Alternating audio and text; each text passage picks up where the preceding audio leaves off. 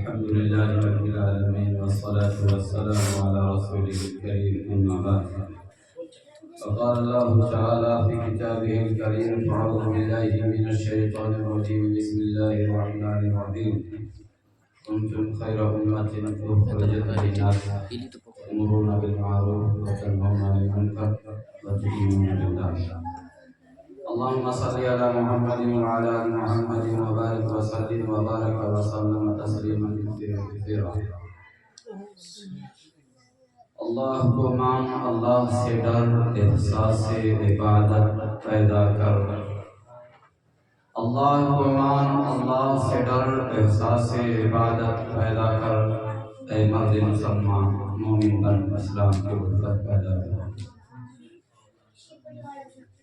میرے دوستوں اور بزرگوں، بالخصوص معزز علماء کرام، میں سمجھتا ہوں کہ باتوں سے باتیں زندہ ہوتی ہیں اور قربانی سے دین زندہ ہوتا ہے۔ حضرت والا نے جس بات کو چھوڑا ہے بہت بہترین ٹاپک تھا، بڑا بہترین انداز میں تھا اور وقت کی بڑی اہم ضرورت تھی۔ میں بالکل مناسب نہیں سمجھ رہا تھا کہ اس بات کو ادھورا چھوڑا جاتا۔ میں سمجھتا ہوں کہ اسی کو مکمل کرنے کے بعد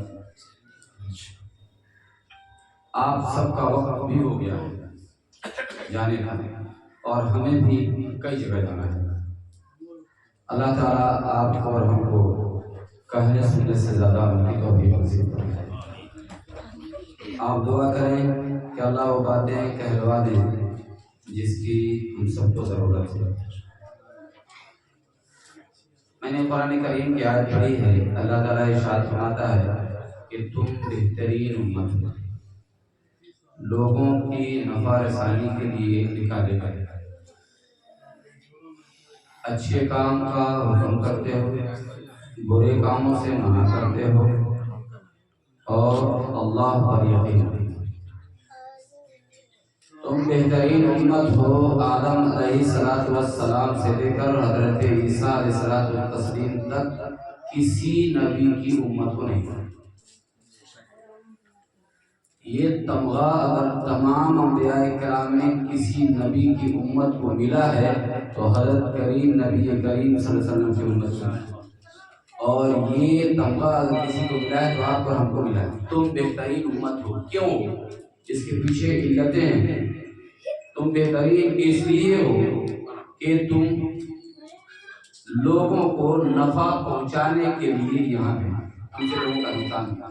تم بہترین اس لیے ہو، بہترین امت اس لیے ہو کہ تم اچھے کام کا حکم کرتے ہو۔ تم بہترین امت اس لیے ہو کہ تم برائیوں سے روکتے ہو۔ تم بہترین امت اس لیے ہو کہ تم اللہ کی ذات پر، اللہ کے احکامات پر یقین رکھتے ہو کہ جو میرے رب نے لکھ دیا ہے وہ ہو، اور اسی یہاں ہم سب جمع ہیں۔ مولانا نے جو بات کی، باہر جو بچیوں کی تعلیم دی جا رہی ہے اس پر ہم سب کا مشن باہر کی تعلیم سے کیا ہے؟ ہماری بچیاں ترقی کر لیں، ہمارے بچے ترقی کر لیں اور اچھے پیسے کما لیں، اچھے گھر بنا لیں، اچھے کھانے، یہی سب مشن، کچھ نہیں مشن۔ لیکن ہمارا عقیدہ کیا ہے؟ کیا یہی دنیا کافی ہے؟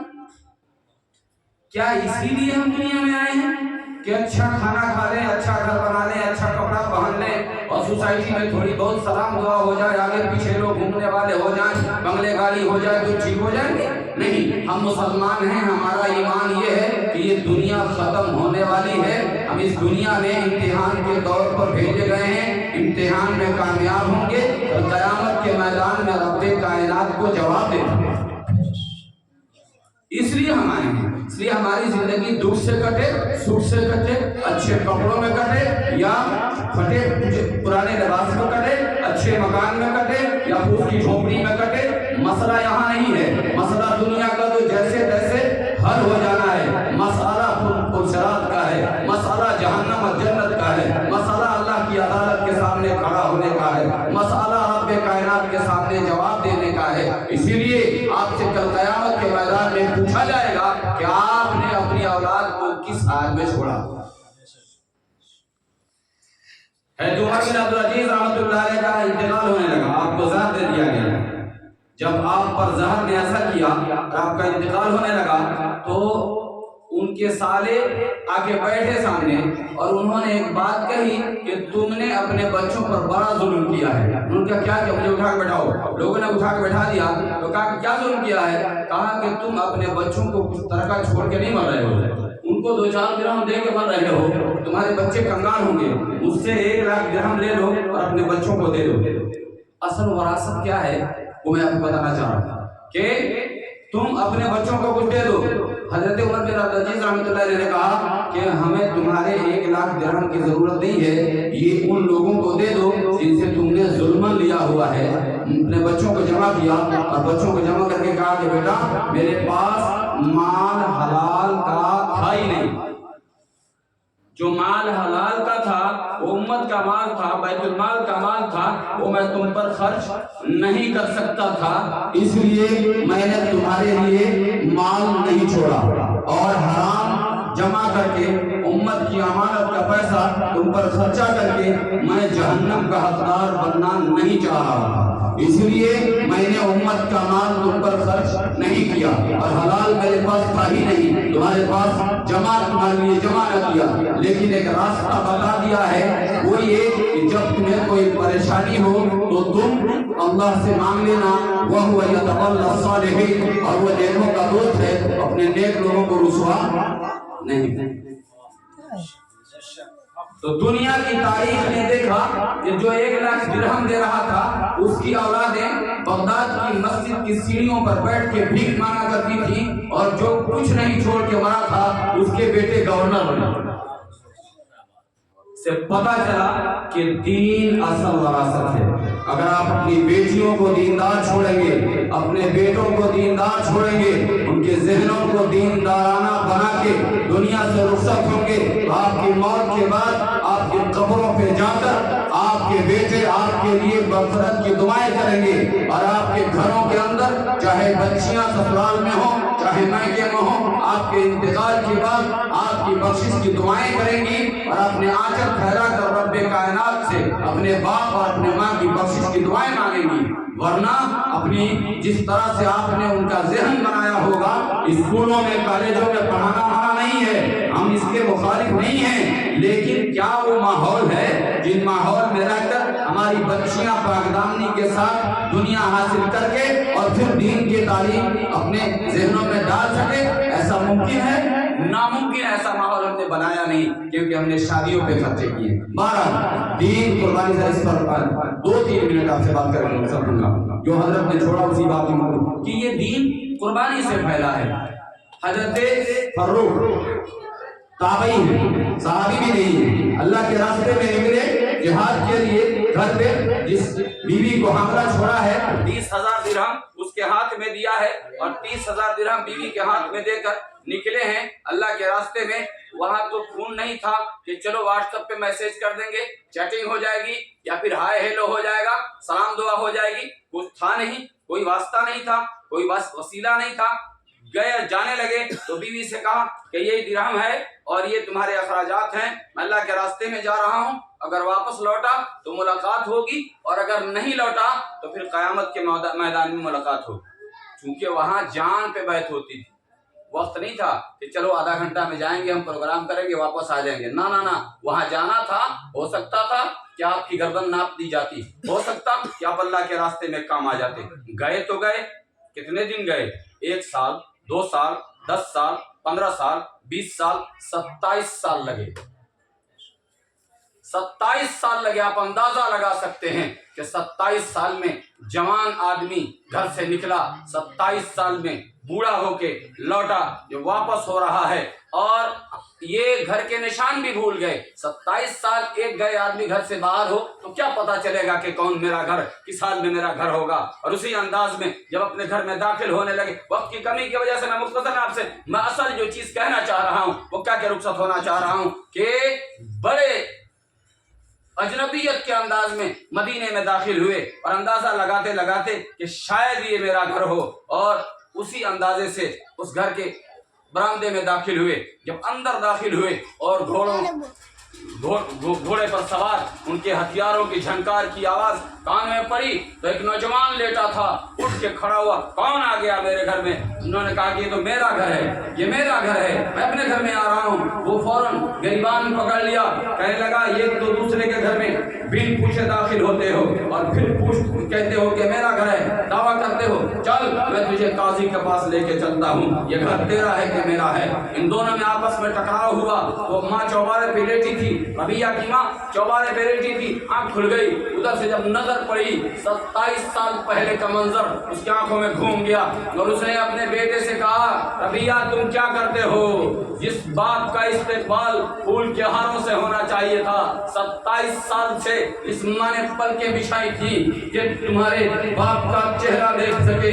27 साल से जिस बीवी ने पलकें बिछाई थी कि अपने शौहर का नूरानी चेहरा देख सके। 27 साल के बाद जब वो अपने ही घर में दाखिल हुआ तो बेटा और बाप आपस में दस्तोगिरीबान हैं। बेटे ये तेरा बाप रबिया है, इसके लिए रोजाना सुबह से लेकर शाम तक मेरी आंखें पथरा गई हैं इंतजार करते करते। रबिया ये तेरा बाप है। अगर रबिया गिरबान छोड़े बाप के कदमों में पड़ गए और माफिया मांगने लगे, अब्बा हुजूर मुझे पता नहीं था कि आप मेरे बाप हैं, मैंने तो देखा ही नहीं था, मैं माँ के पेट में था, क्या आप मुझे छोड़ के अल्लाह के रास्ते में चले गए थे? हजरत रबिया रहमतुल्लाह अलैह माफी तलाफी किए जाने लगे और उसके बाद हजरत फारूक अंदर दाखिल हुए, बीवी से बात की, या अपने रूम में वो अपने कमरे में चले गए। बीवी से बात करते करते 27 साल की जो जुदाई का मकसद था वो एक रात में कैसे बयान हो? पूरी रात बात करते करते गुजर गई, यहाँ तक कि फजर की अजान हो गई। बीवी ने कहा जल्दी जाओ, नमाज न मिल सकेगी। वो भागे मस्जिद नबवी में गए और जाके अपनी नमाज पढ़ी। इसके बाद सलाम पढ़ने लगे। रोज़े रसूल उस वक्त बाहर था, मस्जिद के बाहर था, अभी तो अंदर हो गया, मस्जिद के बाहर था। वो बाहर सलाम पढ़ने लगे, वापस लौटे तो देखा ऐसे मजमा लगा हुआ है और एक शख्स हदीस पढ़ा रहा है, पूरा मजमा बैठा हुआ है और ये पीछे आके बैठ गए। नजर धुंधली हो गई और बुढ़ापे में पहचान न सके कौन है जो हदीस पढ़ा रहा है। बगल वाले से पूछा कि ये कौन है जो हदीस रसूल पढ़ा रहा है, ये कौन है जो तालीम दे रहा है? तो उधर से जवाब मिला, बगल वाले ने कहा उसे पहचानता नहीं जानता इसे, ये सुफियान सौरी का उस्ताद है, ये फला का उस्ताद, ये फला का उस्ताद, नाम ले लेके अइमा का नाम बताने लगे, फला का उस्ताद है। तो मुझे बताया ही नहीं कि ये बेटा किसका है, ये उस्ताद तो फला का है, लेकिन ये बेटा किसका है जो इस मनसब पे पहुंचा है? तो हजरत रबिया को बताया गया तू नहीं जानता, हजरत फरूख को बताया गया तू नहीं जानता, फरूख एक शख्स था यहाँ का, उसी का बेटा है, अल्लाह के रास्ते में गया, परसों हो गए पता ना जिंदा है कि मर गया कब गया, और उसी का ये बेटा है। तो फरूख की आंखों में खुशी के आंसू आ गए, घर आए, वापस आया, बीवी से पूछा 20,000 दिरहम का क्या किया? 20,000 दिरहम मैंने तुम्हें दिया था, वो क्या किया? बीवी ने बेटे का हाथ पकड़ के सामने कर दिया, कहा ये 30,000 दिरहम की पूंजी तुम्हारे बेटे पे लगा दी है, तुम्हारे बेटे को शैखुल हदीस बना के मस्जिद नबवी में खड़ा करवा दिया।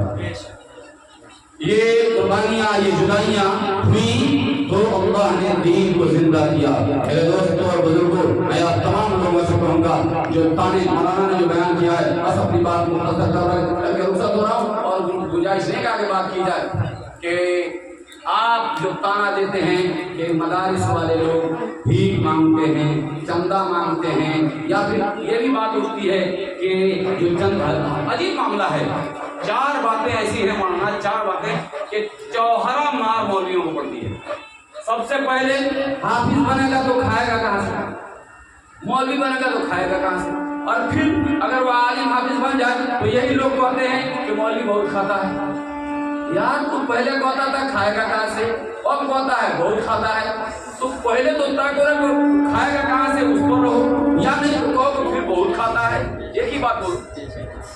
2 चीज ऐसी है, इसके अलावा 2 चीज कि अगर फ्री में मदरसा चलाए, फ्री वाला चंदा मांग के चलाए तो लोग कहते हैं कि चंदा मांगता है, भिखारी है, और अगर फीस वाला चलाए तो कहता है बिजनेस किया है। खुदा के बंदे हम करें तो क्या करें? कैसे तुमको हम काबू में लाए? अगर हम फ्री में चलाएं, चंदा लेके तो क्या तो चंदा लेते हैं, भीख लेते हैं, और अगर फीस लें तो कहते बिजनेस किया है। मैं कहता हूं कि जो भीख मांग रहे हैं आपसे कभी टोपी का सवाल किया है? आपसे कभी चाय मांगा है? आपसे कभी अपने ईद के बच्चों का कपड़ा मांगा है? नहीं मांगा। बेगैर इस कौम की इतनी हुई कि मुझे एक शख्स मिला और कह रहा है कि हजरत ये कफन का टुकड़ा बच गया है, अपने मदरसे के बच्चों को ले जाके कुर्ता सिलवा लीजिएगा।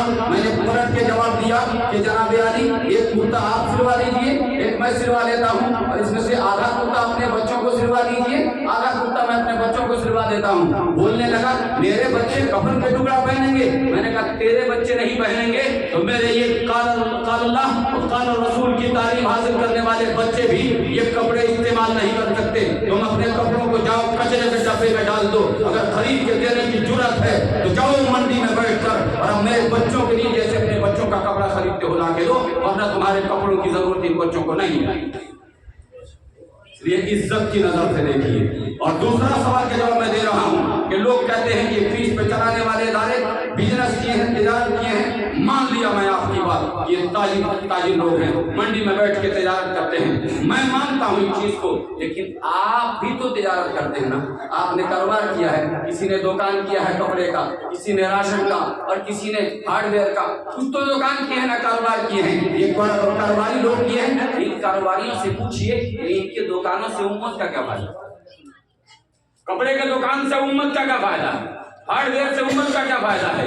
लेकिन इन कारोबारियों से, जिनको आप कारोबारी कह रहे हैं, कह रहे हैं कि फीस में इदारे चलाते हैं तो बिजनेस किए हैं, इन बिजनेसमैनों से फायदा आपके बकौल आप ही की बात आप पे लौटा रहा हूं। अगर आपने कहा है कि बिजनेस किए हैं, यकीनन बिजनेस है और बिल्कुल बिजनेस है, आपने तिजारत किए हैं इन लोगों ने, आपने कहा, तो इनकी तिजारत से तो इनका भी फायदा है बकौल आपके, और उम्मत का भी फायदा है। ये भी कमा लेते हैं और आपकी बेटियों की आबरू बचा लेते हैं, ये भी कमा लेते हैं, आपकी बेटियों को दीन सिखा देते हैं, ये भी कमा लेते हैं, आपकी बच्चियों के सरों पे दुपट्टा दे देते हैं, ये भी कमा लेते हैं, और आपके बच्चों को आपका गुलाम बना देते हैं। आपकी बेटियां आपकी वफादार होती हैं, जो मर जाएंगी गैरत के साथ, लेकिन आपको रुसवा न होने देंगी, ये मिजाज देते हैं, और आपके बच्चे आपके गुलाम बनते हैं। इसलिए और एक कुरान की दलील है, और अदुल्लुकुम अला शैइन इदा फअलतुम और अदुल्लुकुम अला शैइन के कुरान की दलील, और अदुल्लुकुम अला तिजारत इसलिए कहते हैं कि क्या मैं तुम्हें ऐसी तिजारत न सिखाऊं, ऐसी तिजारत की बात न करूं जो तुम्हें जहन्नम की आग से बचा ले। हल अदुल्लुकुम अला तिजारत तुंजीकुम मिन अज़ाबिन अलीम, हल अदुल्लुकुम अला तिजारत तुंजीकुम मिन अज़ाबिन, यकीनन ये तिजारत हमने किया है, हमने अपने आप को भी जहन्नम से बचाने की कोशिश की है, आपको भी जहन्नम से बचाने की कोशिश की है, आपके बच्चे और बच्चियों को भी जहन्नम से बचाने की कोशिश की है। हज़रत मौलाना सईमुद्दीन साहब की इस कुर्बानी को अल्लाह कबूल फरमाए कि इन्होंने जिस दर्जे की कोशिश हो सकी है किए हैं, और बड़ी दिलजमई के साथ जमे रहे हैं, करते रहे हैं। इन्होंने जमीन भी ले ली है, अल्लाह करे कि और तरक्की हो, और ये अपनी जगह पे जाकर इससे भी जमकर काम करें। आप कुछ लोग ऐसे हैं जो खर्च करते हैं, ताउन करते हैं, साथ देते हैं, उनका नाम नहीं चाहिए, अल्लाह के लिए करते हैं। वो मौलाना सईमुद्दीन साहब हो, मैं हूँ, मौलाना मसूद साहब हो, मुफ्ती साहब हो, कोई इनका नाम जाने ना जाने, रब जानता है। कल क़यामत के मैदान में रब कायनात बुलाएगा और उनको उनका इनाम दे देगा। हम उनका नाम ले ना ले, उनको कोई फर्क नहीं पड़ता। इसलिए इस इदारे को तरक्की देने के लिए, उरूज को पहुँचाने के लिए आपके ताउन की जरूरत नहीं है, आपके ताउन और आपके माली मदद की जरूरत नहीं है, आपके सपोर्ट की जरूरत है। आप साथ दें। जो बच्चियां आपकी इधर उधर बिखरी हुई हैं, लाइए, डालिए, संभालिए। जो अखराजात आप दूसरों पे लगाते हैं वही खर्चे यहाँ लगाइए, आपका सब कुछ बचेगा भी और आपका सब कुछ बनेगा भी। अल्लाह ताला आपको और हमको कहने सुनने से ज्यादा अमल की तौफीक नसीब फरमाए। मैं कोशिश करके, मैं वक्त नहीं है इसलिए अपनी बात खत्म करते हुए आपसे एक बात की गुजारिश करूंगा कि आप जहाँ भी हैं, जिस हाल में भी हैं, अगर कोई किसी भी दीनी इदारे की नकीर करता है या फिर उसके खिलाफ कोई बात करता है, आप آپ کچھ مدد نہیں کر سکتے تو کم سے کم سیلف ڈیفنس میں کچھ اس کو سمجھائیے کہ بھائی کچھ بھی ہو رہا ہے، کچھ تو ہو رہا ہے، جو تم سے نہیں ہو رہا ہے تو فلاں کر رہا ہے، یا تو کرو نہیں تو اسے کرنے دو، اس کا ساتھ دو۔ اللہ تعالیٰ ہم سب کو تعاون کرنے کی، ساتھ دینے کی توفیق نصیب فرمائے اور ہم سب کو نیک اور ایک بنائے۔ اللہ تعالیٰ کہنے سننے سے زیادہ عمل کی توفیق نصیب فرمائے۔ وما علینا الا البلاغ المبین۔ جب تک واپسی ہو یا اللہ لبتے ہو لا الہ